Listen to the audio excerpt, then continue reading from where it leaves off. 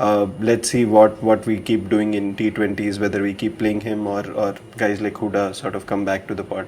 I mean to the team.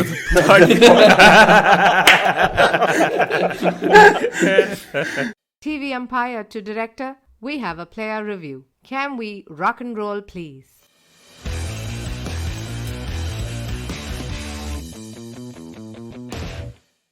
Welcome to the Bits and Pieces coverage of the Asia Cup, a tournament that has gone on for long and sometimes it swings by without anyone registering that it is happening at all.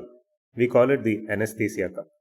And well, some would argue that it's a tournament on its last legs. It deserves to be given a merciful end. Did I say Euthanasia Cup? So to talk to us about the Asia Cup, which has gotten underway over this weekend in the United Arab Emirates, we have a dream panel that is set up very much like the Asian Cricket Council. We have come together late in the night to make something happen here. We have Tony Sebastian, the father of this podcast. He's back after a bit of a break. We don't have too many intros today on the podcast because Tony was a last-minute addition and did not have time to prepare intros for us. But great to have Tony back. How are you doing, Tony? What's going on? Thank you. Much like the Asia Cup this time, whose host apparently is Sri Lanka, but the matches are in Dubai. So I am either the Sri Lanka or the Dubai of this podcast, depending on. Okay, that makes a lot of sense. During the broadcast today, I noticed some ads for Sri Lanka tourism. I mean, you cannot think of a worse time to be talking about Sri Lankan tourism right now, but at least this makes sense. Joining us along with Tony is also Abhishek Chopra. El Choparnos, who, like Kapil Dev Nikhanj, is on a streak ever since his debut. He's not missed a single podcast, and we believe it's episode number 9 or maybe 10. People have lost count now because there have been so many. Welcome back, Abhishek. How's it going at your end? All good now, all good. I just hope to keep the streak alive longer than Huda, whose streak got broken today, sadly. No, that's not Huda's streak. Huda's streak is whenever he's played, India has won. Oh, okay. Yeah. So his streak and mine both are on. Yeah, both his streaks are on. And starting off all new streak is a debutant on the pod today for the first time, Samir Mohan, who goes by Sleepyhead148 on Twitter. Sleepyhead because he actually stays awake watching all the important cricket all the time. And I'm sure 148 because he's a big fan of Rahul Dravid's 148 at Headingley in 2002. Samir has been watching all the important cricket for us, for the rest of us who are not watching it. So he's going to give us a blow-by-blow rundown of Australia versus Zimbabwe, first ODI, which also happened today. Welcome to the pod, Samir. Please describe Aaron Finch's dismissal in today's game in glowing terms. Hello folks, finally good to be here, be the Naseem Shah of this podcast, and of course I hope I will not cramp towards the end of it like how he did. But yeah, I mean Aaron Finch basically played on Nagwara Lake, the one that's not foaming. So he just chopped him on, and I don't understand why they're still playing him. It's just madness. But I think we should just get to the Asia Cup game where Hardik has stolen the show. I'm just pulling up Crick Buzz because we need the match is over, but I'm not sure if the presentation is on still. Let's just check. Well, we are, for everybody's benefit, we are recording minutes after India have completed a thrilling chase against Pakistan in a game that seemed to go on forever in fairly interesting conditions for T20 cricket. It wasn't a high-scoring game. It's a big ground, as we all know, in Dubai. The fast bowlers had a bit of a good time. The spinners as well did well. There's plenty of interesting twists and turns in the game. And at the end of the game, the best part, hat tip to this podcast, we had Sanjay Manjrekar interviewing Ravindra Jadeja. And the first question that Manjrekar asked Jadeja was, "You will talk to me, won't you?" Which is exactly what I had to ask all these gentlemen who are on the podcast today. Hey, guys, you have to do podcast.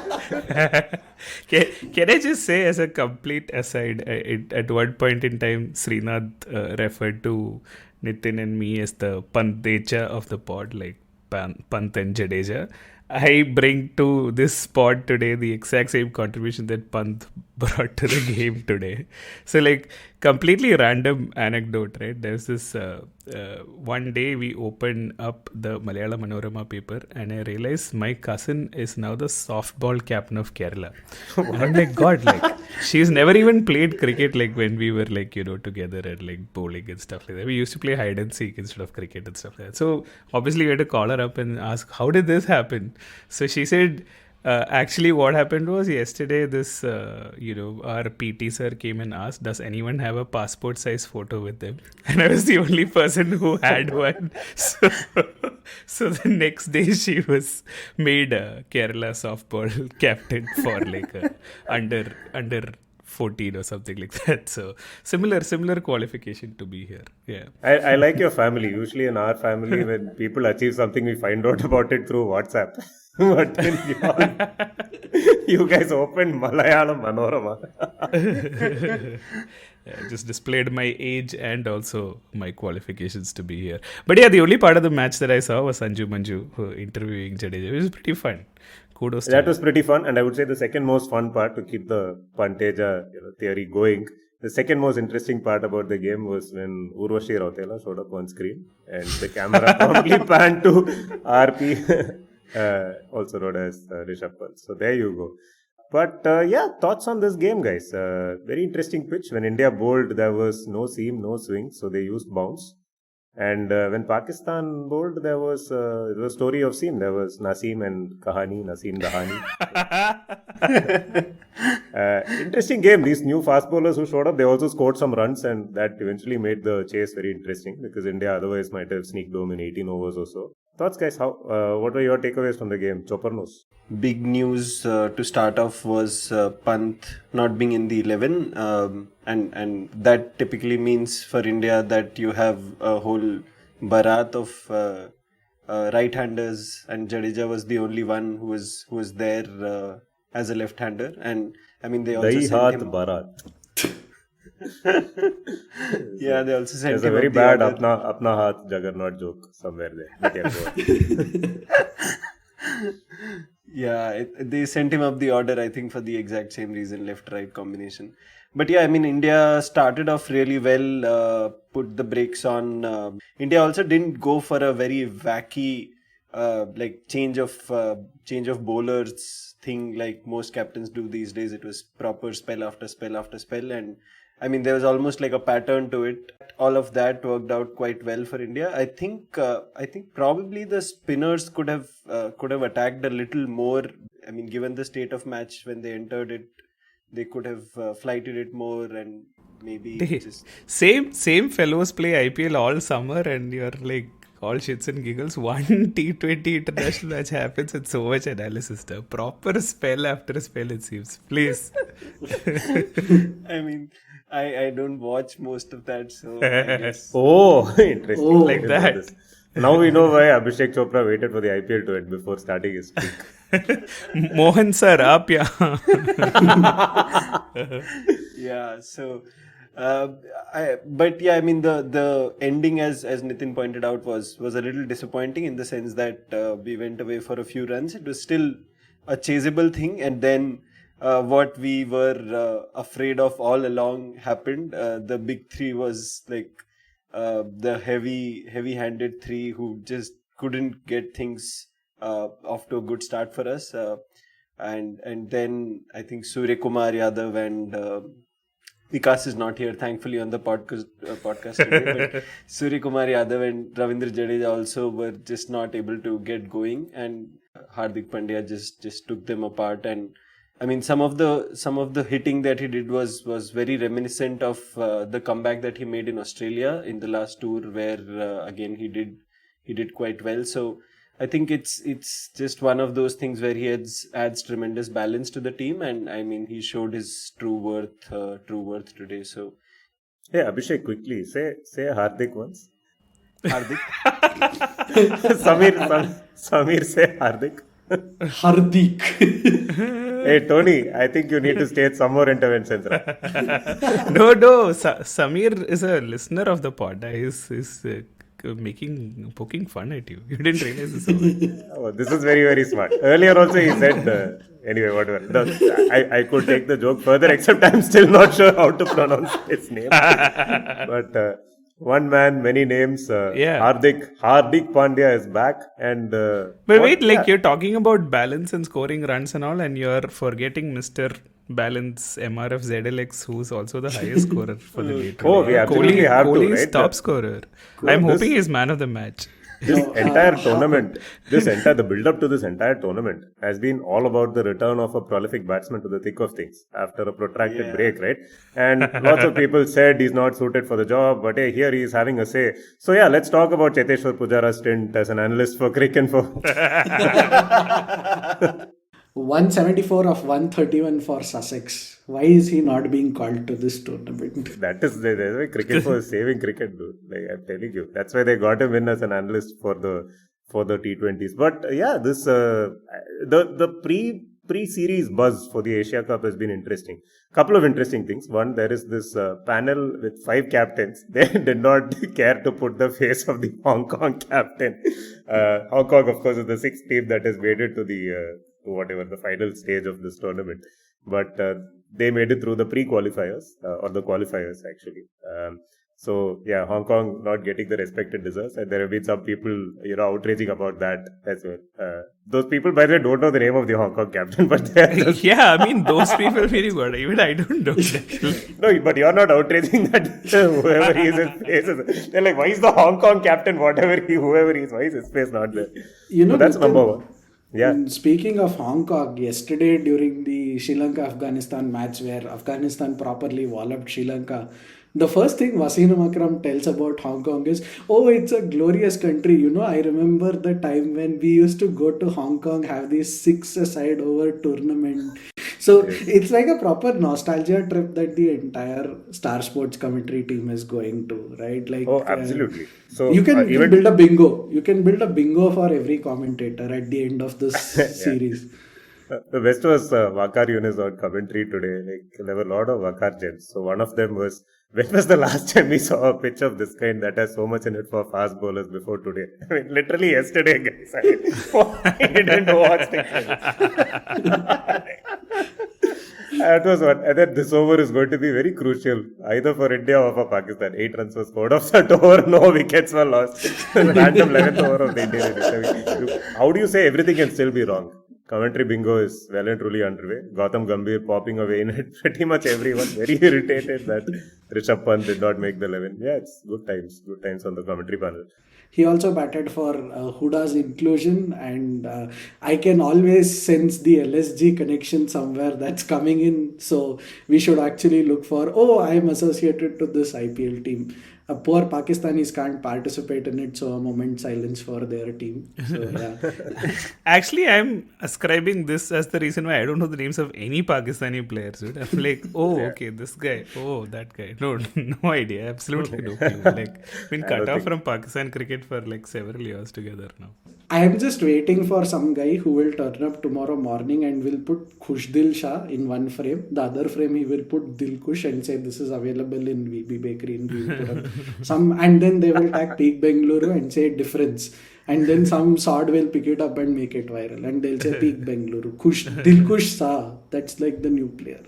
That's why you should get Pakistanis on IPL. Who is the player? Kushdil or Dilkush? And which one is the snack? Badshah. There is something called Badshah, which is a snack, no? Which is a masala, but Kushdil is the player. In Bangalore, you also have Congress Bun. Congress Bun. Yeah. It's called Congress KBC. Bun. It's actually it's called Karaban Congress. Correct. So there is some masala and peanuts in the middle of a bun, right? And you hold it like a burger or a vada pav and you eat it. It's pretty nice, by the way. It's called Congress Bun. They're still allowed to sell it. I mean, even in the last 8 years. Yes. But excess consumption of KBC will make sure that the seat you are on becomes the hot seat. So, yeah. This is multi-level pun, by the way. Too many peanuts and seat getting hot. It's a multi-level bun. That is what KBC is.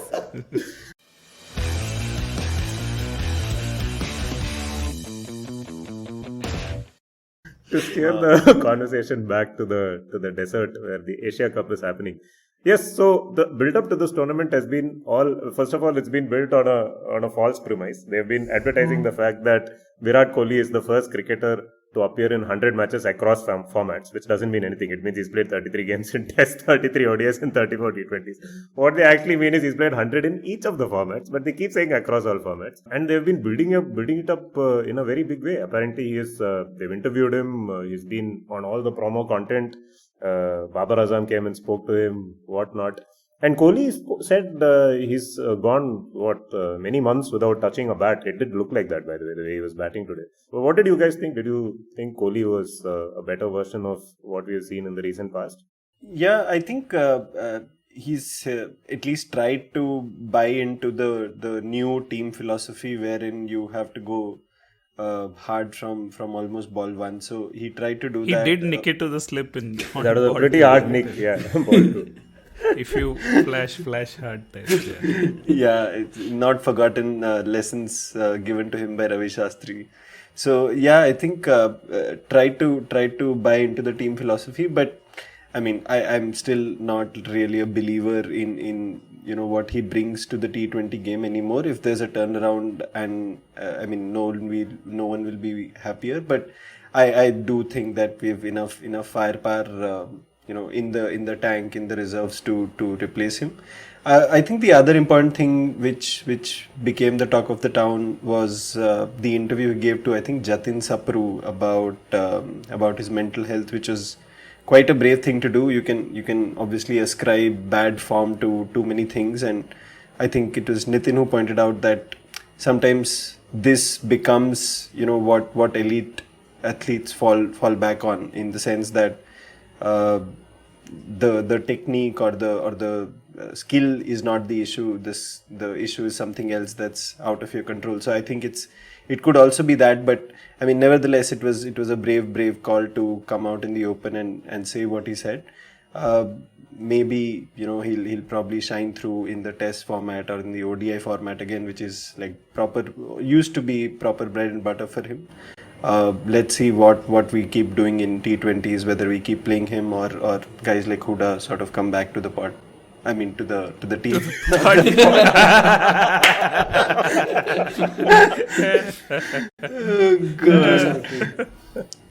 In terms of if you were to grade comebacks, Kohli's definitely is not the worst, right? That still goes to the man who chopped it on, not in Zimbabwe, but like KL Rahul. Poor guy. Okay, Tony clearly not been watching cricket. KL Rahul already made his comeback. It is already chopped on in Zimbabwe also. Last week. So, that only I was talking about. He wasted a review.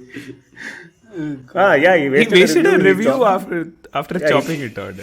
No, they're different games. He spreads his awesomeness. Across. So in his last two innings spread across, I think 5 days, he has chopped on to nameless fast bowlers in different continents in completely different conditions. He has wasted a review. He's been a clueless captain. He has posted a picture of himself playing snooker with the caption "acting like I know what I'm doing" or something, which people then used to troll. People use wrong that today wrong photo. People told him, now we are on to you. We know what you're doing. Yeah, instead of L chopper nose, it should be KL chopper nose, the chopping frequency.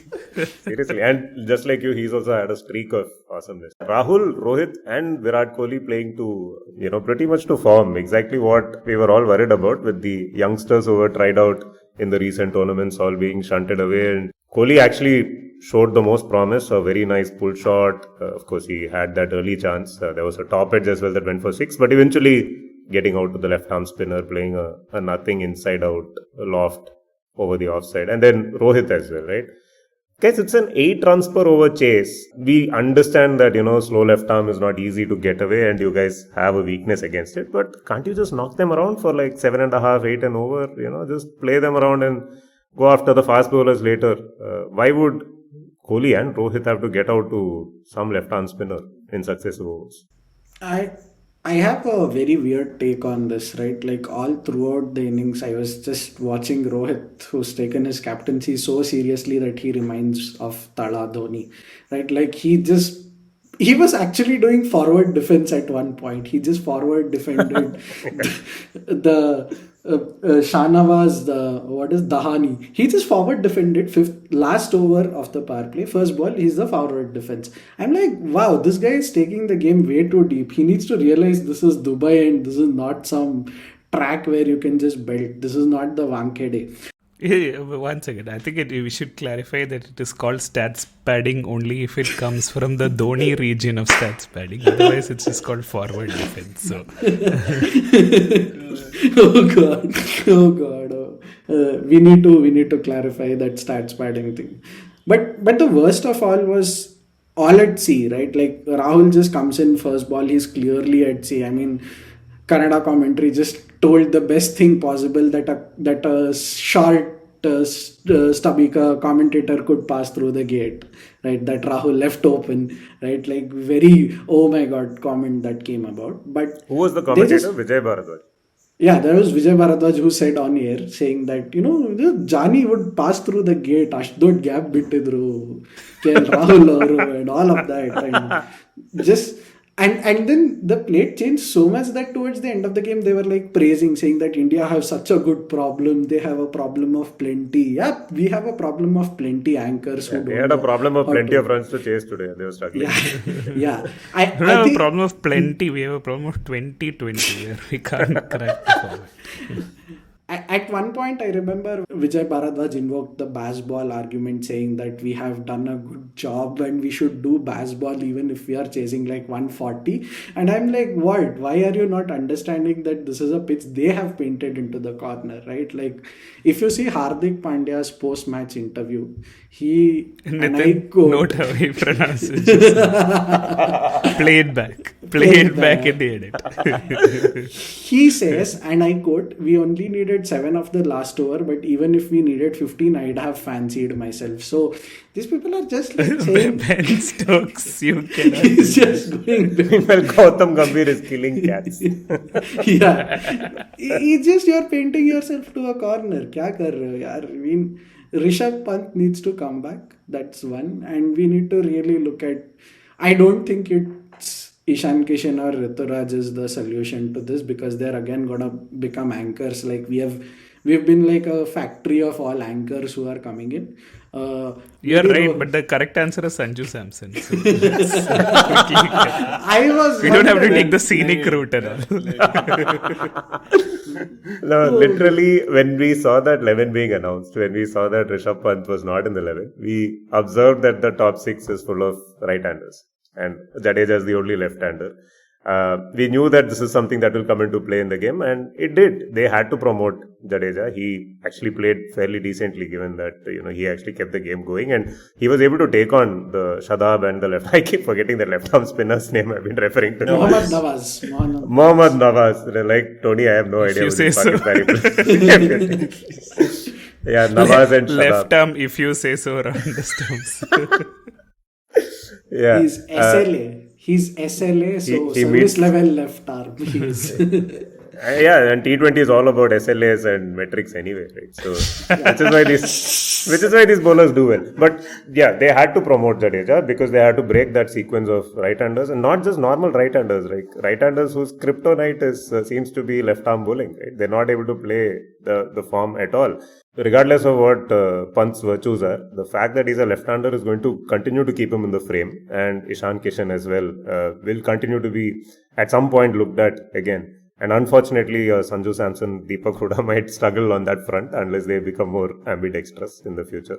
But it is a recipe for disaster unless the Indian team can, if the Indian team cannot get more, or at least a couple of left-handers into their top 6 in their natural playing positions. And Jadeja at 4 was not his natural playing position today. So that's a problem that more teams will exploit. Pakistan did a very good job of exploiting it today and nearly won them the game.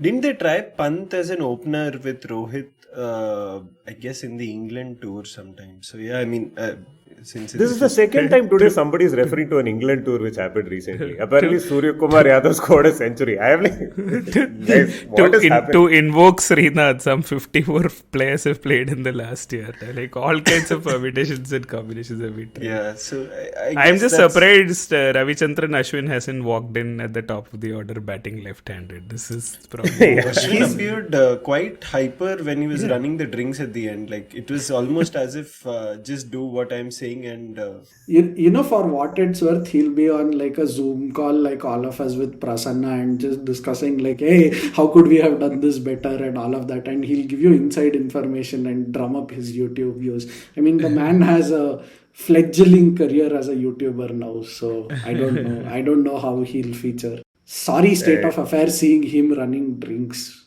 I mean, I don't mind that as long as he No, just gets it the- out properly. Correct. He ran drinks. That is why Pakistan had to like lose a fielder towards the end, because by the time Ashwin comes running it, like And all of us caught by surprise by the field restrictions that kicked in after 17 overs.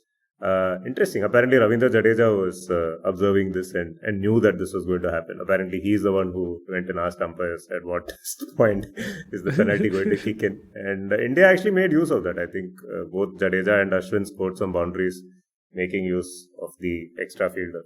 You won't call him by the wrong name now because you can't pronounce it, is it? What did I say this time? Said Ashwin. Jadeja and Ashwin.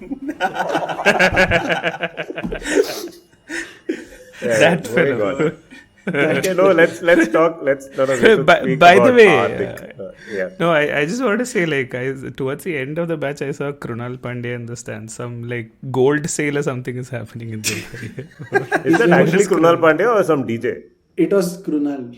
He's wearing a silver chain. He's also Maybe, left-handed, so. But Hardik is known to purchase gold every time he comes to UAE, right? Maybe he brought his brother along as his mule or something this time.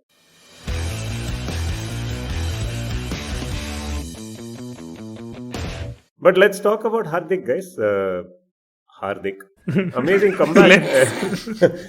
We should link to this podcast in the show notes. I think Jared Kimber spoke to Amol Karatkar on Jared's podcast about Hardik's comeback and how he trained with Kiran More in the last 6 to 8 months.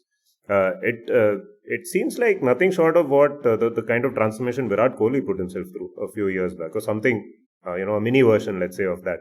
Because Hardik literally came to the realization that he needs to change his lifestyle and change the way he thinks about fitness and his body and conditioning, etc. And he realized that's the only way he could bowl and also last even as a batsman at the highest level. And he's taken it very seriously and come through on the other side. His bowling definitely seems to be, a couple of notches more incisive than it ever used to be. And yeah, his batting has been brilliant for a while now, as we saw in the IPL as well. So, most important player for India going into the World Cup? Yeah, I think the other thing that he's probably not come out with it yet, but I think he's not going to play the red ball scene anymore. He knows where his priorities are. Has been made the captain of an IPL team and is doing quite well for India also in the white ball scene. So with respect to the bowling, I just still feel very, very afraid whenever he runs into bowl because of the kind of action he has. But you're absolutely right. I mean, the pace and the bounce he's getting now is definitely so very good to watch. Also, I think his game plans when it comes to bowling, like when is he going to use the short one, when is it going to be just like length or whatever, is pretty okay. Maybe I think there's a chance that he might even end up captaining at least the T20 side in the future, given the experience that he's been getting in the IPL. And I mean, he's already done it once this year, so yeah, I think definitely someone for the future. Australia World Cup definitely a very, very important cog in the wheel for India, but I mean the future also beyond that looks quite bright for him. Tony, do you have anything to add? I just, I don't know, I want to say he's the Indian Ben Stokes. So, Hardik Shubhkamnaye or something like that. Poda naye. But like he's really upped his finishing game in the last couple of years maybe, which is really a good thing to see, right? Apart from the bowling and all of that. So if he's there, like I think the last Australia series was probably when like he clicked into gear in terms of being a very, very strong finisher, which is good to see.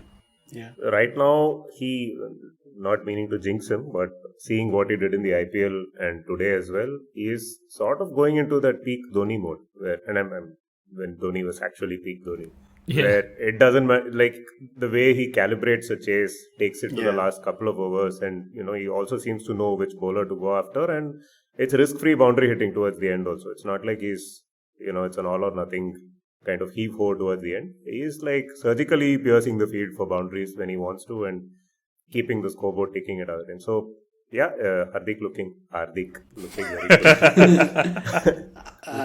I just want to add one point. This is a chase that he has played numerous times for Gujarat Titans, right? Like he's come in and the last several IPL seasons. That game where Rahul Tewatia scored runs. It's just at the time where he's inserted himself and got those boundaries, right? Like the 3 boundaries against Haris Rauf when the match easily swung, right? Like at that point he said 21 of 10, 20 of 11, and he just swung the game from there, like 2 boundaries and then that final 6. So it's interesting to see how he's pacing, 1, and 2 is more than that. I think his bowling gives promise, right? Like now here's a guy who's now developed into a batting all-rounder who can give 4 overs, right? And conditions irrespective of it. And I mean, bounce or not, he's gonna turn up and bowl 4 overs. He's like mentally made it up, which is why he doesn't bowl in the IPL is my theory. If he stays fit, then MVP Pandya. He'll be most valuable Pandya. On the field, off the field, it will still be Krunal with the silver or gold chain. I do think he will probably bowl for Gujarat Titans in the future. He was still going through that strengthening, rehabilitation, whatever phase. He was apparently asked in no uncertain terms not to bowl. And I believe a call went out to the... Not much, right? For Gujarat Titans, come on. Of course he bowled. Come on, guys. I am imagining this over. Okay, then before whenever he was not bowling. So that. Was he bowling a full spell in every game of the IPL? Maybe he was. Yeah, I think we also told him about it. Not necessarily a full spell, maybe, but like he bowled at least a couple of overs every match or so. Like a partnership breaker.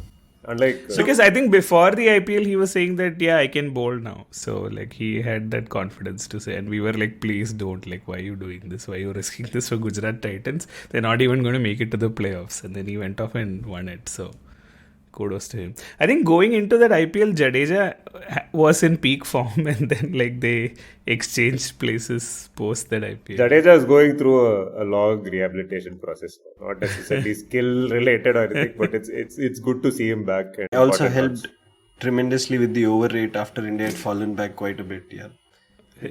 Chops, did he bowl outside the outside the leg stump? I mean, that would have been helpful today, but I think the fun thing to see with Jadeja's overs is how Cricinfo just can't keep up with him. Like 1 run, 0 run, 1 run, 4, 1 run, and then like hours later you have to go back to the over to see what actually happened if you're not actually watching it. So, also question, guys. I think they have a Jadeja bowling generator, right? Because at the end of the over, they have description for all 6. So, like, just darted into the pads, low arm action, something like that. They just keep copying. It's like a generator that generates. Sad to break. None of this technology exists. Every single ball is typed out. The only time, so back when I was doing commentary, there were a few things that I had on copy paste. Typically, it would be a Sri Lankan cricketer's name. With a lot of letters in it. Wait, you type out the player's name also? Are you serious? If you wanted to. I mean, that's the only way you would describe them. The names aren't that difficult to type. Thankfully, it was not voice commentary. Otherwise, when Hardik was batting, they would have to let's not go there, please. But, okay, if Pant does come back in, where do you think he'll slot in and who goes off? What is this controversial question? who was I number think five? the Who's obvious number answer would be Dinesh Karthik, who wicketkeeper for wicketkeeper. But yeah, it's fair to say Dinesh Karthik didn't get a chance really to show Dude, what like, he brings to the wait, table. is Rishabh Pant really a T20 player? Are you guys like so confident? Like, why is Pant we're even not- considered to be? Because he's a left-hander. It's as good as it. And he keeps wicket. He keeps wicket and he's a left-hander and he happens to be Rishabh Pant, right? Like, you're right, he has not done he enough in happens to T20 be cricket. Rishabh Pant. Yeah, he's not done enough in T20 cricket, yes, but it is still the same guy. And yeah, you're not playing him as a batsman. You're playing him as someone who breaks up a very, overly populated right-hand batsman heavy batting lineup and can keep wickets. Unfortunately, Like that's all it takes. all BJP states, you have to put in like a CPI or something. So that's the role he's doing. That's it. Also, Rishabh Pant actually came out in ads during the game and said "Shor abhi baki hai." So I'm assuming it's more about his off-field shenanigans than his supposed entry into the left-hander quota of things. But yeah, I mean, Just tell Rishabh Pant, take it easy. yeah, there was an ad for some electronics products called Noise, and the caption goes "Shor abhi baki hai." Sunil Gavaskar must be the brand ambassador of Noise. Apparently, the other brand ambassador is Tapsi Pannu, so it's just Oh, Shabash Mittu, huh? yeah, Shabas. What was that? Chotu. Shabash Yeah, Chotu Bhai. Who's Chotu Bhai? That's what Urvashi calls him, Chotu. Oh, okay. So having Tapsi was a sound decision by Noise. Anyway. Noise played well.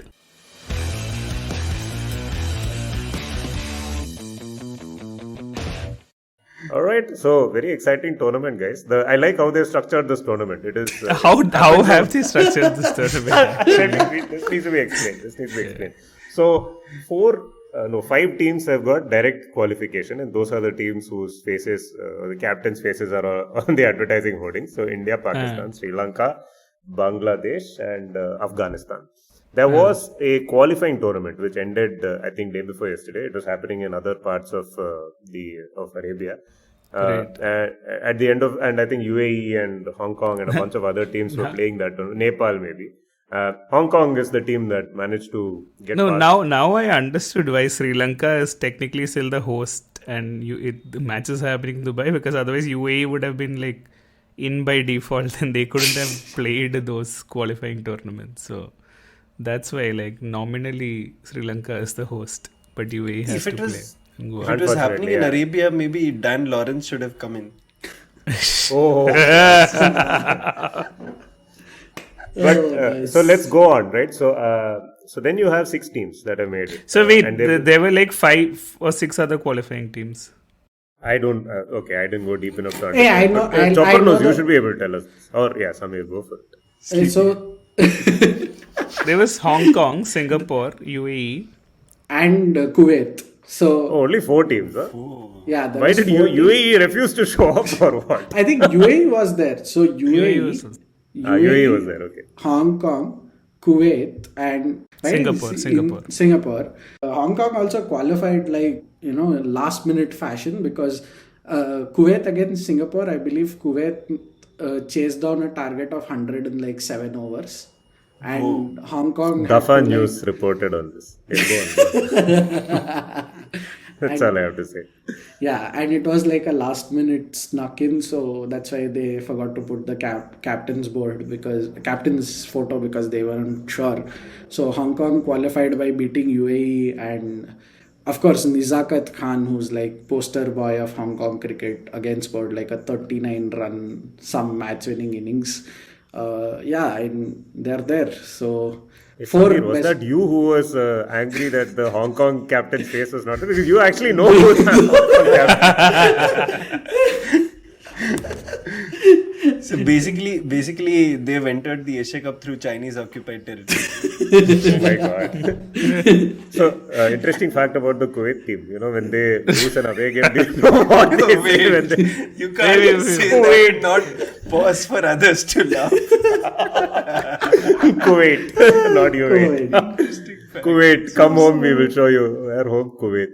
No, anyway. So after all this, so now we have not yet reached the funny part of the fixtures, by the way. So we're just getting there. So there are now 6 teams playing the actual tournament, and they are split into 2 groups of 3 each. So India and Pakistan, of course, have to be in the same group because that's how cricket runs. So India, Pakistan, and Hong Kong are in one group. Sri Lanka, Bangladesh, and Afghanistan are in the other group. So teams in the group play each other once, right? So India plays Pakistan today, and every team plays. At the end of which 2 teams, one from each group, get eliminated, and we go into the Super Fours. The Super Fours basically Everyone plays everyone. Yeah. Everyone again plays everyone. So there is going to be one more India-Pakistan match for sure, which is next Sunday. Nice. And potentially another one, which is the final, because the other teams are in, the only likely spanner in the works is Afghanistan making it to the final, which seems very possible. Probably the most sorted T20 team in this tournament is Afghanistan.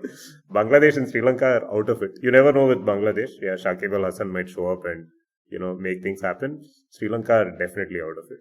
But so a beautiful tournament structured around potentially 3 India-Pakistan games.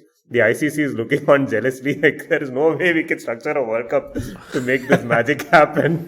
We need to play for 2 months and at best we get one India-Pakistan game. But yeah, these guys are having their cake, eating it and taking selfies as well. I'm just going to say that Sri Lanka, Bangladesh, I won't be surprised if it goes into like a super over because both are hell-bent on losing. Right? Like Sri Lanka, you saw yesterday, they just got rolled. Afghanistan just chased it in 10 overs. And Bangladesh clearly seems to have hired a McKinsey consultant because they want to see their improvement graph go up. And at least that's what Shakib told in an interview.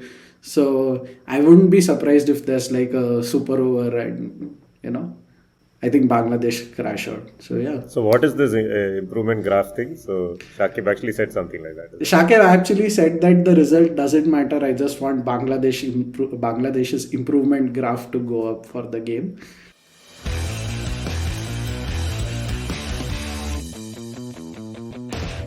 Talking about... Hey, wait, are we? You guys? Wow! Just because England won a game, like you won't talk about it. Nonsense, Go for it. Go for it. I was like listening to the podcast last time and like actively crying because like what is this like Pyrrhic victory you're celebrating, man? Like England lost one match and all of you are so happy. They basically knocked us out of the WTC for no reason. Now you have to watch this South African team. But first you have to set it up with Please, the first WTC we go to the most important segment of this podcast, which is the WTC reading. So by the way, on that note, right, someone else on Twitter today was pointing out like, what the hell is Super League? What is WTC? I can understand any of this. Why is it so difficult to understand who is qualifying and who is not? Not everybody has a Tony Sebastian explaining things to them. But our fortunate listeners of Bits and Pieces do have. So go for it, Tony. What is the status of the WTC table? I still don't know, but I know. Spoiler. I know we were dealt a bad blow by South Africa winning that match. I was counting on them not winning.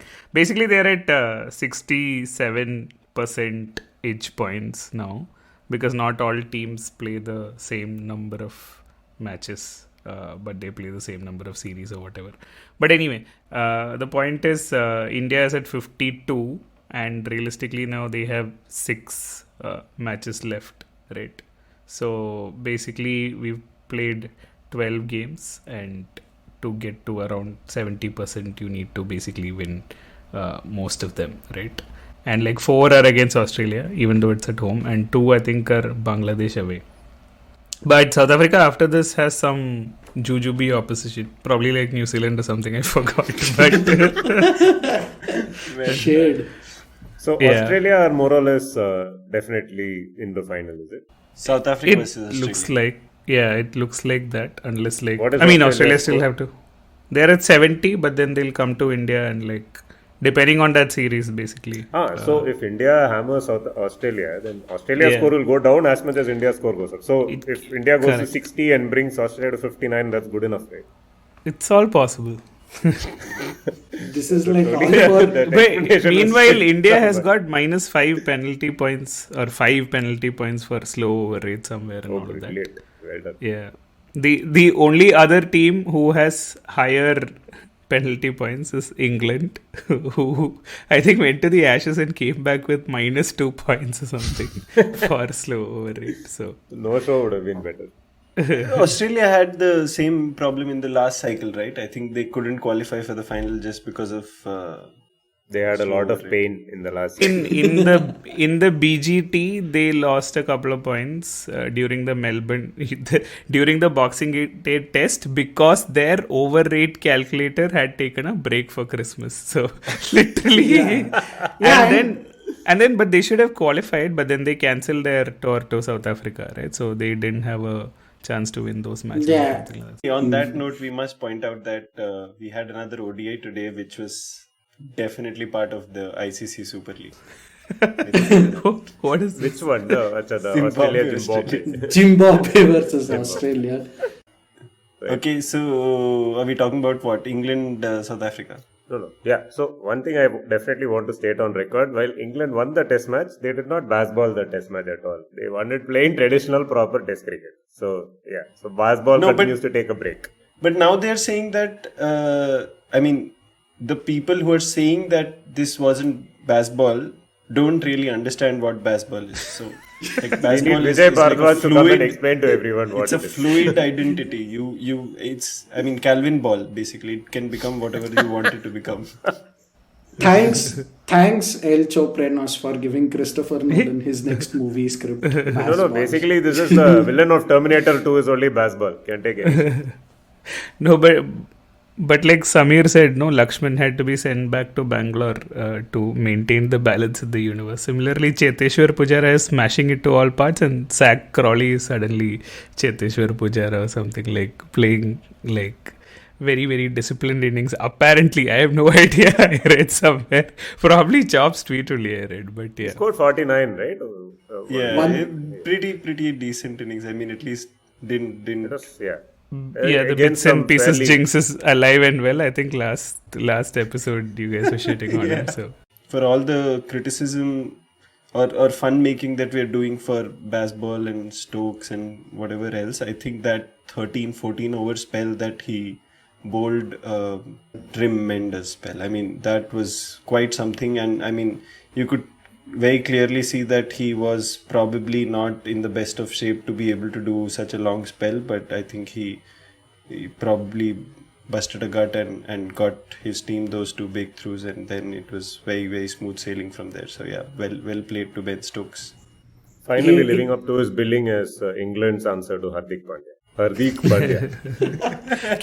can I just I mean, is it just me, or is this the most unlikable South African side ever? I don't know why, because like they should be a likable bunch, but they aren't. I think it's just Dean Elgar's face. I don't know. I don't like Dean Elgar's face for some reason. Dean Elgar largely reminds me of Graham Smith. The way he plays, the way he looks, everything. Yeah. The way he got out to Anderson clearly reminds of Graham Smith.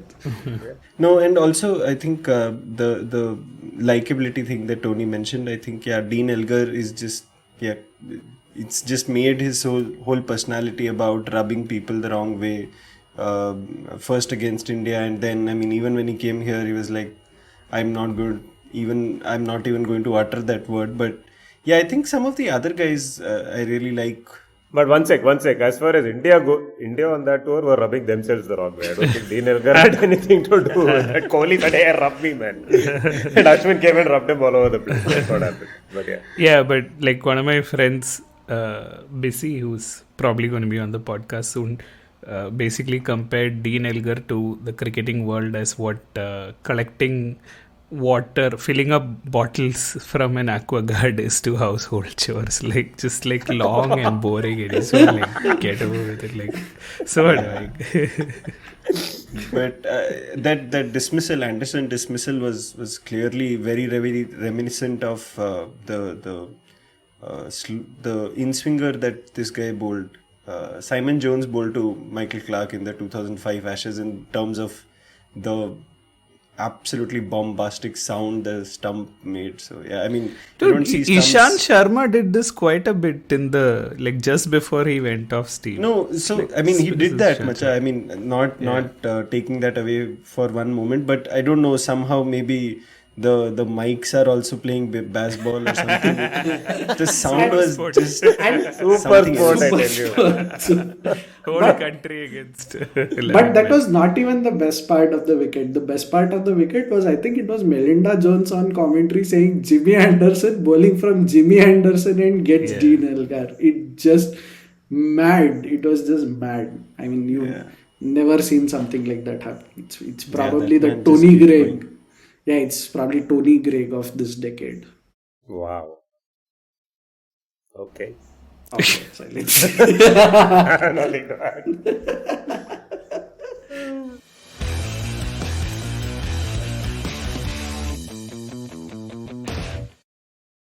Yeah, we'll probably end the podcast on a nostalgic note again, wherein the PCB Twitter handle put out a very nice video with the Indian and Pakistani players all meeting before the game. The interaction that I think Chahal and Pant and Kohli had with Shaheen, who's sadly out injured just before the tournament, was quite nice. And I mean, for Shaheen to say that he's probably making some dua, praying for Kohli to come back to form, means his permanent residence will now be in Dubai. Can't go back to Pakistan after that. But I think the fun part for us 90s kids was when Sunil Joshi, Yusuf Yohana and Saklin Mushtaq met up. And I think perhaps all of us cried a little bit on remembering how Joshi got out in the test, and some of Cotton us gold. some of us had a bit of a back pain, and brought back very sad memories of Chennai 99. So I mean, it's just how you measure growing up, that the players you cried about and the players you sort of really celebrated as a kid have now become coaches, and they come at the end of such blockbuster clips. So I think we've all grown up watching India-Pakistan. Say that, Chops. What improvement graph or something? You are Bangladesh's consultant, is it? How do you measure yourself? No, first of all, Abhishek Chopra needs to move to Dubai. I don't think he can stay in India after. He's talking about coaches and nostalgia, and he's talking about Yusuf Yohana, Sunil Joshi, and Saklin Mushtaq. He's not talking about Rahul Dravid and VVS Lakshman, who, of course, Zimbabwe. And we have both of them coaching the Indian team. There is a pre-qualifying coach was VVS Lakshman. Like when the other teams are playing qualifying matches, Lakshman was coaching the Indian team. But now Dravid has showed up after. And you know what? I mean, negative. the worst part is, as soon as Dravid has come back in, they're going to promptly dispatch him back to Bangalore. I mean, at least give him Dravid the or tournament. Lakshman? Dravid Exactly. Dravid is He's back. already gone, is it? Lakshman has already been sent back, is it? I don't know. At least poor fellow should have gotten to watch today's Duty free match. shopping. Thomas Cook dictates all this. No. Please dude. adjust one more room. No. Tony, so this is the reverse of Web3 companies moving from Bangalore to Dubai. They need to balance the weight, right? So they need to send Lakshman back. Load balancer. Good. Hodel balancer. Alright then, that's us for this week, where we analysed batsmen chopping on in Zimbabwe and in Dubai. We took a close look at the latest reboots on the careers of Virat Kohli and Hardik Pandya. And as always, we made fun of the WTC points table and KL Rahul. It's now time to sign off. I've been Nitin Sundar, and we'll be back with more stuff next week. Until then, say bye guys. Bye. Bye. Bye.